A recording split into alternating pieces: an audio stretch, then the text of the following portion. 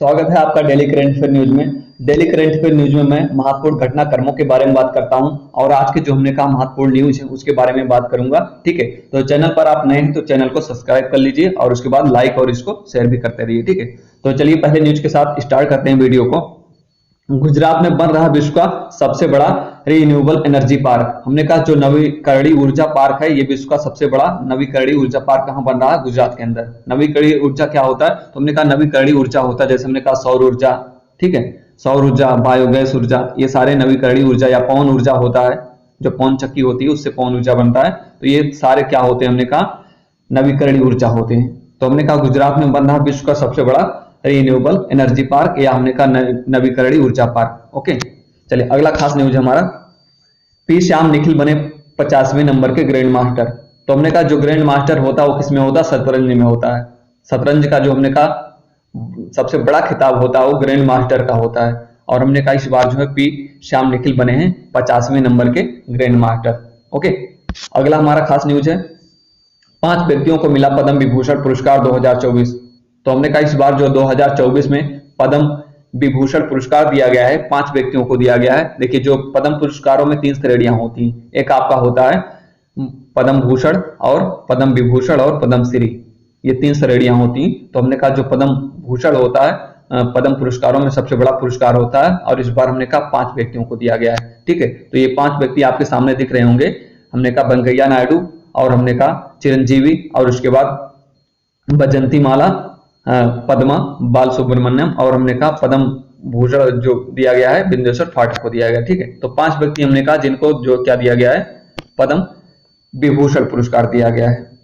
तो ये आपके जानने कौन है? वेंकैया नायडू है, और ये आपके साउथ के सुपरस्टार चिरंजीवी हैं, और ये वैजंती माला है जो नृत्यांगना है क्लासिकल वैजंती माला, और हमने कहा उसके बाद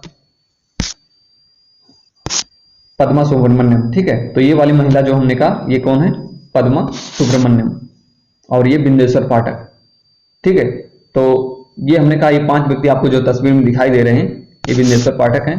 5 व्यक्तियों को हमने कहा क्या दिया गया इस बार? आपके पद्म विभूषण पुरस्कार। ओके, आप लिस्ट में देख सकते हैं कि ये 5 नाम हैं जिनको हमने कहा पद्म विभूषण पुरस्कार इस बार दिया गया 2024 में। श्रीमती वैजंती माला, इसमें थोड़ा सा मिस्टेक हो गया, वैजंती माला कला के क्षेत्र में तमिलनाडु की हैं, और श्रीमती हमने कहा जो चिरंजीवी हैं कुनिदेला चिरंजीवी, जो साउथ के सुपरस्टार है चिरंजीवी, कला के क्षेत्र में इनको भी दिया गया है, आंध्र प्रदेश के हैं। और उसके बाद तीसरे नंबर के हमने कहा जो वेंकैया नायडू हैं, सार्वजनिक कार्य करते हैं, या हमने कहा इस प्रकार के सामाजिक कार्यकर्ता हैं वेंकैया नायडू, ये आंध्र प्रदेश के हैं, इनको जो है दिया गया है। बाकी हमने कहा बिंदेश्वर पाठक को जो सामाजिक कार्यकर्ता है, बिंदेश्वर पाठक को ही हमने कहा जो सुलभ शौचालय के लिए जाने जाते हैं, सुलभ शौचालय या सैनिटेशन के सफाई कार्य के लिए जाने जाते हैं, तो एक सामाजिक कार्यकर्ता हैं जो हमने कहा एक सुलभ शौचालय का कार्य इनके द्वारा किया गया है पूरे भारत में। ठीक, किस प्रकार से हमने कहा कम बजट में कम पैसे में शौचालय का निर्माण किया जाए, तो इनका विचार है इस प्रकार से, तो इन्होंने पूरे भारत में इसको फैलाया।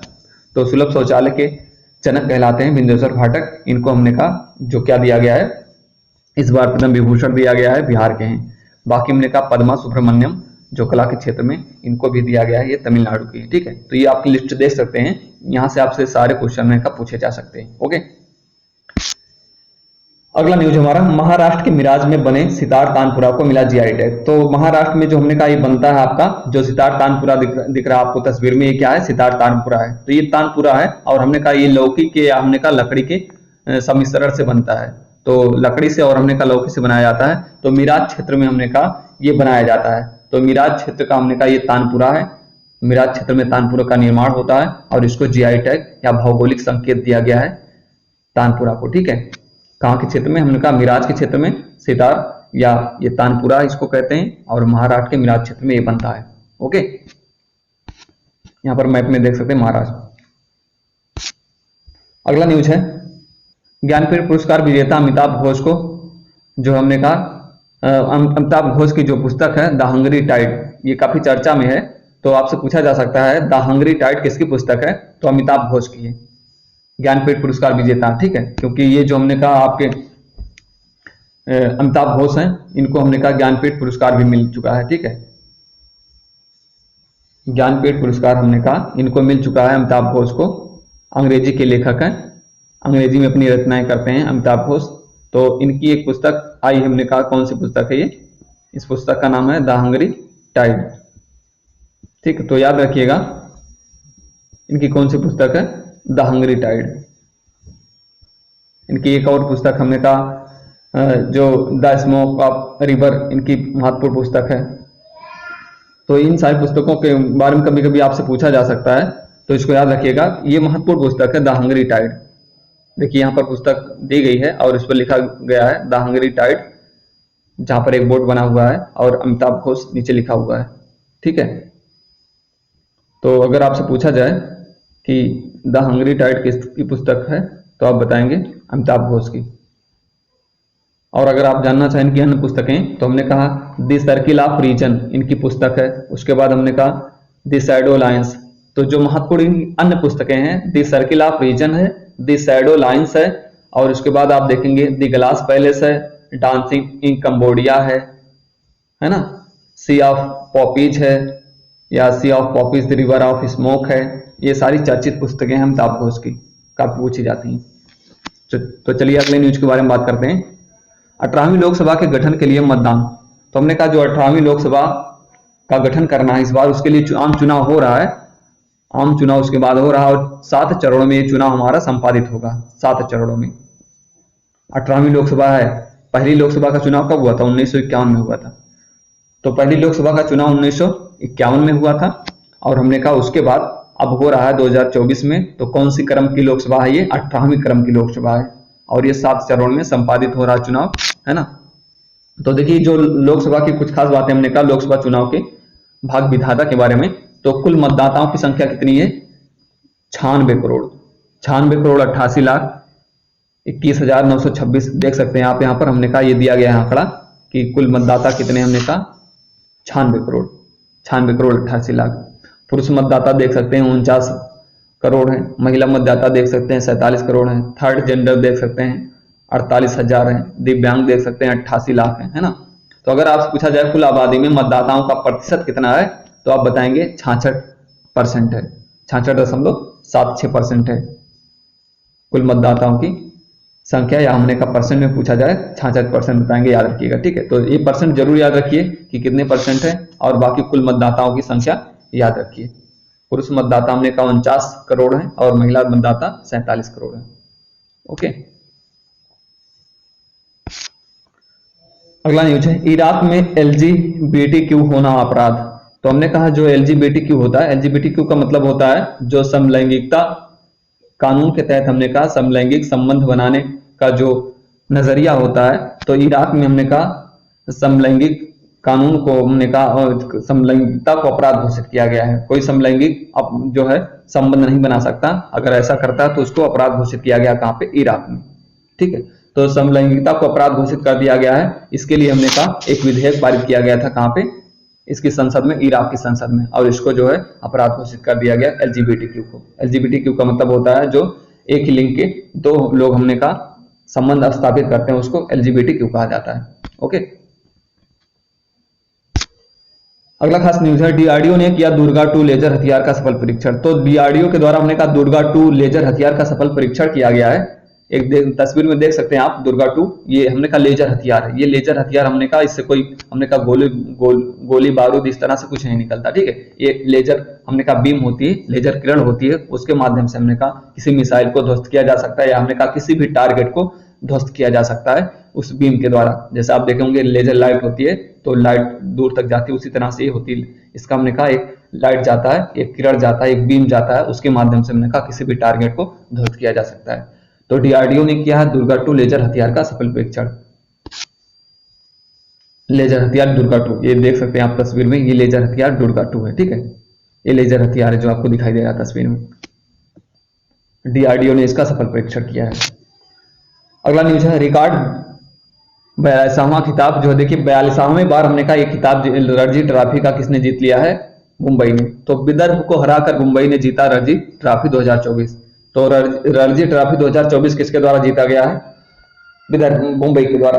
तो मुंबई ने किसको हराया है, विदर्भ को हराया है, और रणजी ट्रॉफी 42वें बार इस बार जीत ली। लगा हमने कहा 42वें बार, मतलब सबसे ज्यादा जो खिताब जीता है वो कौन जीता है, आपका मुंबई जीता है रणजी ट्रॉफी का, और इस बार 42वां खिताब इसने जीत लिया।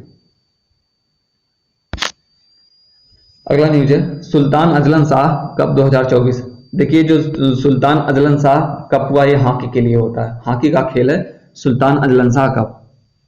किसका कप है? हॉकी का कप है। और ये हमने कहा मलेशिया में इस बार खेला गया, और पाकिस्तान और जापान ने फाइनल में जो है दोनों एक दूसरे के आमने सामने थे, तो पाकिस्तान इसमें हारा और जापान जीता। तो जापान जीता सुल्तान अजलन शाह कप, किसको हराकर? पाकिस्तान को। ठीक है, बहुत पूछा जाता है सुल्तान अजलन शाह कप किस खेल से संबंधित है, तो हॉकी से है। और इस बार इसका आयोजन मलेशिया में हुआ और जीता कौन? जापान जीता, किसको हराकर? पाकिस्तान को। चलिए अब क्वेश्चन को करते हैं। तो पहला क्वेश्चन है सुल्तान अजलन शाह कप का विजेता कौन देश बना? तो सुल्तान अजलन शाह कप का जो विजेता बना, अभी मैंने आपको बताया पीछे, कौन बना है? जापान बना है। तो सही आंसर होगा हमारा जापान, किसको हराकर? पाकिस्तान को हराकर। नेक्स्ट क्वेश्चन है एलजीबीटीक्यू को अपराध घोषित करने वाला विधेयक कौन पारित किया? तो अपने हमने कहा संसद में एलजीबीटीक्यू को अपराध घोषित करने या समलैंगिकता संबंध को अपराध घोषित किसने किया है? वो किया है इराक ने। ठीक है, एक ही लिंग के दो लोग हमने कहा आपस में संबंध नहीं बना सकते, ये इसको अपराध घोषित कर दिया है इराक ने। अगला क्वेश्चन है डीआरडीओ ने किस लेजर हथियार का सफल परीक्षण किया है? तो डीआरडीओ ने हमने कहा दुर्गा 2 लेजर हथियार का सफल परीक्षण किया है, दुर्गा 2। ओके, दुर्गा 2 लेजर हथियार का सफल परीक्षण किसके द्वारा किया गया है? डीआरडीओ के द्वारा। अगला प्रश्न है निम्न में किसको पद्म विभूषण पुरस्कार नहीं प्रदान किया गया है? तो हमने कहा जो पद्म विभूषण पुरस्कार है निम्न में किसको नहीं दिया गया है? वेंकैया नायडू, मिथुन चक्रवर्ती, वैजयंती माला, चिरंजीवी। तो तस्वीर में देख पा रहे होंगे, तो इसमें वेंकैया नायडू है, वैजयंती माला है, बाकी हमने कहा चिरंजीवी है, बाकी इसमें मिथुन चक्रवर्ती नहीं है, क्योंकि मिथुन चक्रवर्ती को हमने कहा पद्म विभूषण दिया गया है, ना कि मिथुन चक्रवर्ती को पद्म श्री दिया गया है, ना कि पद्म विभूषण। पद्म विभूषण केवल 5 व्यक्तियों को दिया गया है, वेंकैया नायडू, वैजयंती माला, चिरंजीवी, और हमने कहा पद्मा सुब्रमण्यम को, और बाकी एक लोग कौन है? एक लोग हैं बिंदेश्वर पाठक। तो 4 लोग आपको तस्वीर में दिखाई दे रहे होंगे, ये हमने कहा आपकी जो पद्मा सुब्रमण्यम है, ये वैजयंती माला है, ये चिरंजीवी है, ये वेंकैया नायडू है, बाकी एक जो व्यक्ति दूसरे हैं वो आपके बिंदेश्वर पाठक हैं। तो इसमें कौन सा गलत ऑप्शन होगा हमारा? ये होगा मिथुन चक्रवर्ती। इनको हमने कहा जो नहीं दिया गया है आपका पद्म विभूषण, बाकी सबको दिया गया है इसमें ऑप्शन में। अगला प्रश्न 18वीं लोकसभा चुनाव में कुल कितने मतदाता हैं? तो 18वीं लोकसभा चुनाव में कितने मतदाता हैं? तो मैंने आपको बताया था कुल 96 करोड़ मतदाता हैं जो चुनाव हो रहा, आम चुनाव हमारा हो रहा, लोकसभा चुनाव इस बार 18वीं लोकसभा चुनाव। ओके, अगला क्वेश्चन रणजी ट्रॉफी 2024 किसने जीती? तो रणजी ट्रॉफी 2024 किसके द्वारा जीता गया? बंगाल के द्वारा, सौराष्ट्र के द्वारा, मुंबई के द्वारा, या विदर्भ के द्वारा? तो इस बार हमने कहा रणजी ट्रॉफी जो 2024 में जीता गया है विदर्भ को हरा के मुंबई के द्वारा। मुंबई ने जीता है, किसको हराया है? विदर्भ को। अगला प्रश्न है द हंग्री टाइड किसके द्वारा लिखी गई है? तो द हंग्री टाइड पुस्तक जो लिखी गई है किसके द्वारा लिखी गई है? रघुराम राजन द्वारा, सलमान खुर्शीद द्वारा, या अमिताभ घोष के द्वारा, या बालकृष्ण शर्मा के द्वारा? तो ये जो पुस्तक लिखी गई किसके द्वारा लिखी गई? अमिताभ घोष के द्वारा, है ना, अमिताभ घोष के द्वारा द हंग्री टाइड। 50वें ग्रैंड मास्टर कौन बने हैं? तो 50वें नंबर के हमने कहा जो शतरंज में ग्रैंड मास्टर होता है, तो 50वें नंबर के ग्रैंड मास्टर कौन बन गए हैं? तो ये बने हैं साहिल शेख, डी गुकेश, प्रज्ञानंद, या पी श्याम निखिल। तो अभी मैंने बताया था आपको पीछे कौन बने हैं? पी श्याम निखिल। ये हमने कहा 50वें नंबर के ग्रैंड मास्टर बन गए हैं। ओके, विश्व का सबसे बड़ा नवीकरणीय ऊर्जा पार्क कहां स्थापित किया गया है? तो विश्व का जो सबसे बड़ा नवीकरणीय ऊर्जा पार्क स्थापित किया गया है, कहां पे स्थापित किया गया है? गुजरात के अंदर। गुजरात के अंदर। किस राज्य में बनने वाले सितार तानपुरा को जीआई टैग दिया गया है? तो जीआई टैग हमने कहा किसको दिया गया है? तानपुरा को दिया गया है। और ये मिराज में जो बनता है, मिराज कहां पड़ता है? महाराष्ट्र में पड़ता है। तो महाराष्ट्र में बनने वाले हमने कहा तानपुरा को जीआई टैग दिया गया है। ठीक है, तो हमने कहा जो आज के खास न्यूज करंट अफेयर थे उसके बारे में हमने बात किया। देखिए इस तरह का जो कंटेंट है आपको कहीं नहीं दिखाई देगा, ठीक है। आप यूट्यूब पे सर्च करेंगे तो हमने कहा इस तरह का कंटेंट, इस तरह से हमने कहा अच्छे तरीके से तैयार किया गया कंटेंट आपको कहीं नहीं मिलेगा। इसलिए हमने कहा चैनल पर आप विजिट करिए, इसको देखिए, और हमने कहा आप आने वाली परीक्षाओं में उसका लाभ उठाइए, ठीक है। तो हमने कहा चैनल को सब्सक्राइब करते रहिए, और हमने कहा इसको लाइक भी कर दीजिए, बाकी हमने कहा अपने दोस्तों में शेयर भी करते रहिए, ठीक है। तो चलिए आज के लिए इतना ही। Thank you very much.